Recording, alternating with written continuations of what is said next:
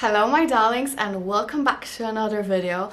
So I recently did like a massive clear up, declutter of all my South African perfumes. If you haven't seen that video, go ahead and watch it before you watch this one.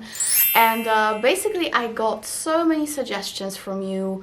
Maybe I should leave all the perfumes here, or you know, just in general, so many suggestions in regards to my perfumes and if I should leave them here or take them to Poland with me. And I also got so many questions in regards to my moving and traveling, and I promise I will answer that to you, but maybe on Instagram. So follow me there and I will put on a full-on Insta story soon where I explain everything and answer your questions. But I was thinking, what would really happen? What would I really do if I didn't take any perfumes with me? Like, going further with that, what would happen if I didn't have perfumes at all? And I thought, I don't want to do another 10 fragrances for life. I want to do a video for you as of what would I start with? Where would I start my collection? Which perfumes would I really crave having? And which perfumes are the most me? And these are the ones that I would start with. And I have 10 fragrances prepared here that I'm going to show you, and I'm going to explain you why I would start with these ones if my whole collection was gone, I didn't have anything with me. And these are the 10 that I would actually go for, because I think out of them all, I love these ones so much that I cannot be without them. And let's be clear, guys, I've lived many years with only 5, max 10 perfumes in my stash, and that was more than enough. So you really don't need 100 perfumes on your shelves to be happy and to have a sufficient collection. So if you're interested, let's go ahead and jump right in. So the first one, guys, I'm sure you know, but I have to show it because that's what I would start with. And that is Baccarat Rouge 540 by Kurjan. This is by far my best purchase in terms of perfumes out of the whole time I've been purchasing perfumes. And the only thing I would maybe do, instead of getting this version, I would go ahead and splurge even more and purchase the Extrait version in this big bottle. That's what I would do if I didn't have any Baccarat Rouge or any other perfume, to be frank. This one I absolutely love. It smells like me. It's sweet, it has saffron, it has amber, some oak musk.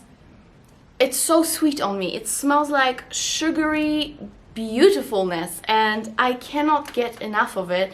It's very long lasting, but to me the Extrait version is even more dense and it has that beautiful bitter almond to it, which makes it even more like cozy and luscious and just beautiful. So Baccarat, this or the other, would be definitely the first one I would go with, because this is for any occasion. This is for anything. Wedding, that might actually be even my wedding scent. I'm honest right now. So yeah, wedding guest, party, official event, day to day. I just love it anytime, anywhere. So that's the one that I would definitely start with. Okay, another one that I would start with, and this is a no-brainer for me because I was thinking about going for Rouge Malachite from Armani, but let's be honest, it's very expensive, and since I would not have that many perfumes, I would go for something a little bit more toned down with the price, since I already purchased Baccarat Rouge. So the one I would go with would be Alien by Midla, and this is quite similar to Rouge Malachite. It has the, you know, similar vibe. They're not the same, but it has the similar vibe. I love this. This has been my signature for years, and this is amber, jasmine, very indolic jasmine, and some woody notes. So it's basically everything I need in a perfume. It is a little bit soapy these days since it's been turned into Mugler. in my honest opinion, but I still get that beautiful Marsepegne-esque vibe that it had. And that jasmine is beautiful, that amber is beautiful. It's a warm, super sexy fragrance. So that would be another one that I would have to have, like have to have. So that's that. And these are two that are heavy hitters, but I would totally go with them if I would be going out somewhere or even day by day. I would not care. Okay, the next one. So I was thinking about some coconutty fragrances, and you know, I was thinking about Dolce Garden, Mansera Holidays, Intense Tiare, anything in that realm. But to be completely honest with you, there is one that I would reach for the most, because to me this is the best combination between my beloved Alien and coconut beautiful punch, and that is Dolce & Gabbana, the only one intense.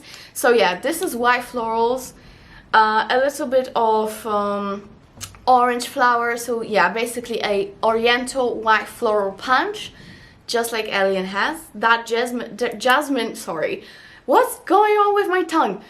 That jasmine that this one has is very similar to jasmine that Alien has, but this one is even more amazing because it has coconut to it. So this would be my more of a summer version of an Alien, you know what I mean?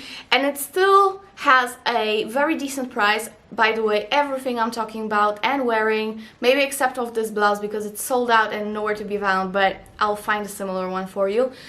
Everything will be linked down below with the best prices I have found around the internet.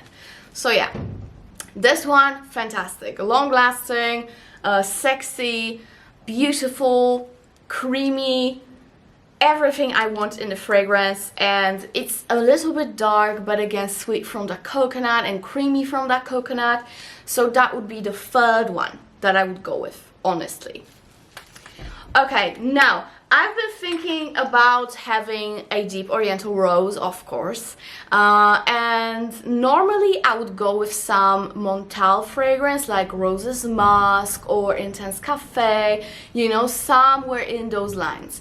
But I have this one, so I think this wins over any of them, and that is Jo Malone Rose and White Musk Absolu. So this is quite similar to Roses Musk, but less powdery. It has more of a true rose, and it has some oud in the background.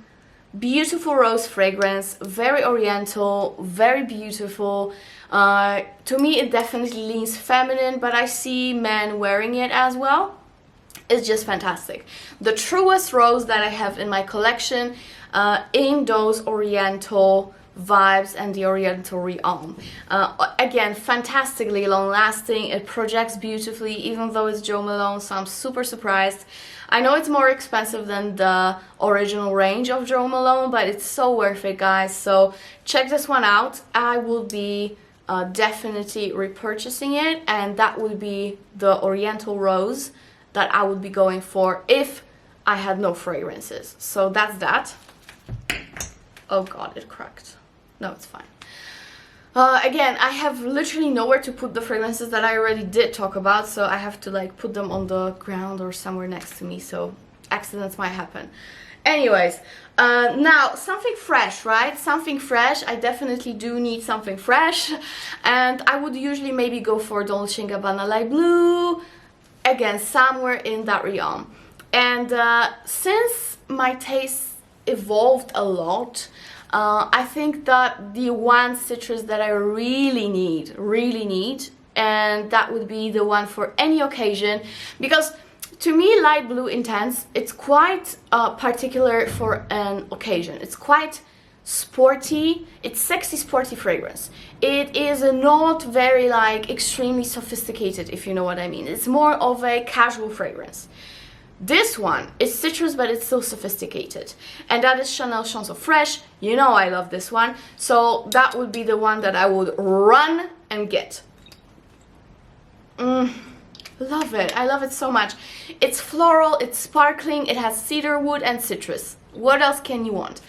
I love this so much. It's sweet but still leans unisex, and I love the longevity, so that would be the next one that I would go with, and that would probably be the only like citrus specific fragrance that I would go with these days. So that's that.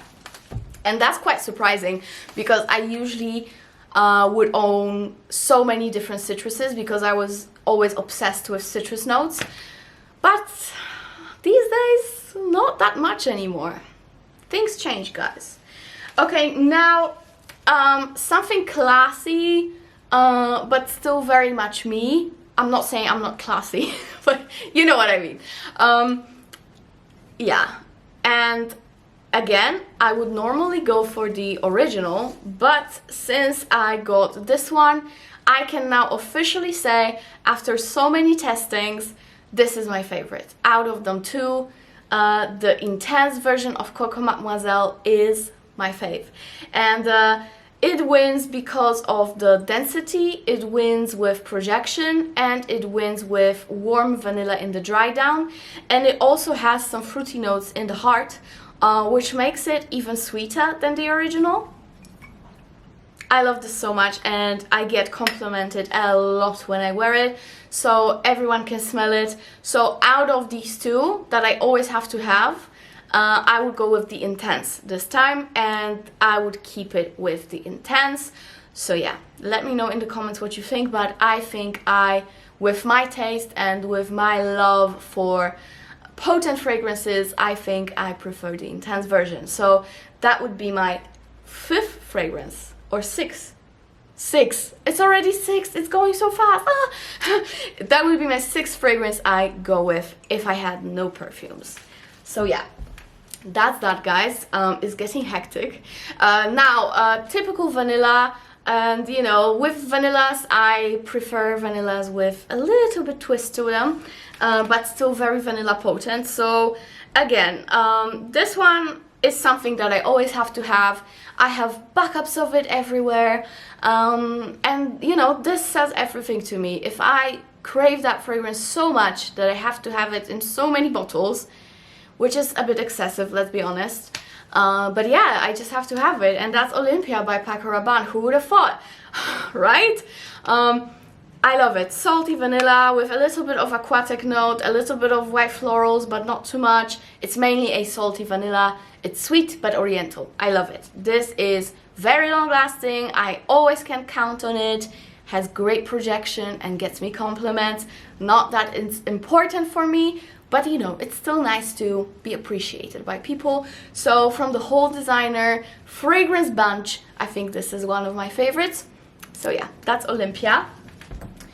And we only have 3 left. Oh, my nose is so itchy, guys. I'm so sorry, but I think some piece of hair got into my nose frill and I just cannot get this off.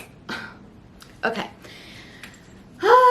This was a hard one because I was like, oh, should I put it? But then I thought, like, if I didn't have it, I would repurchase it for sure, like blindly. And that is Delina by Parfums de Marly, and that would be my fresh, sweet, feminine rose.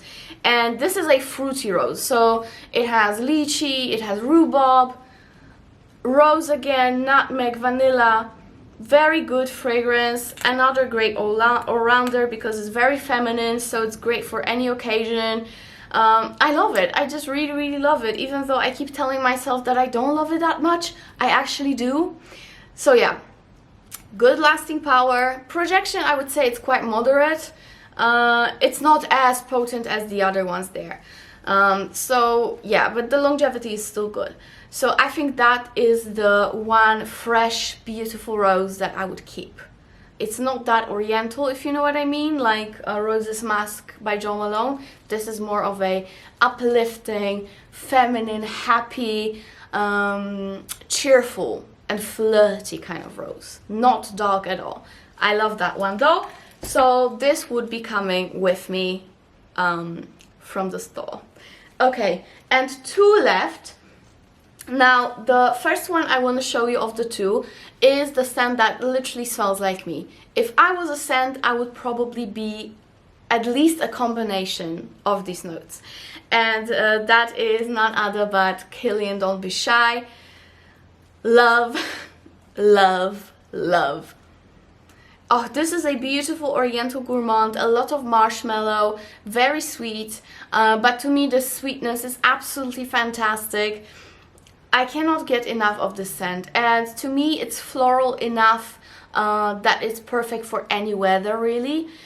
So another fantastic all-rounder. You cannot go wrong with this, guys. If you love your gourmands and if you love more oriental fresh fragrances, because I would describe it as a oriental fresh yet gourmand. That's how I would describe this fragrance.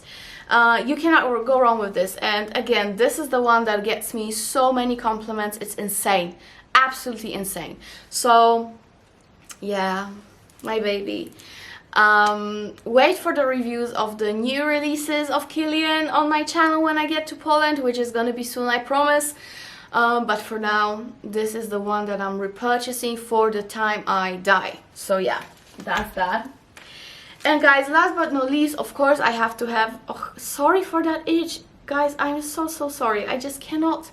I don't want to stop filming and just deal with it, me being me. So I'm struggling. The last one, of course, I need some strong, potent oud.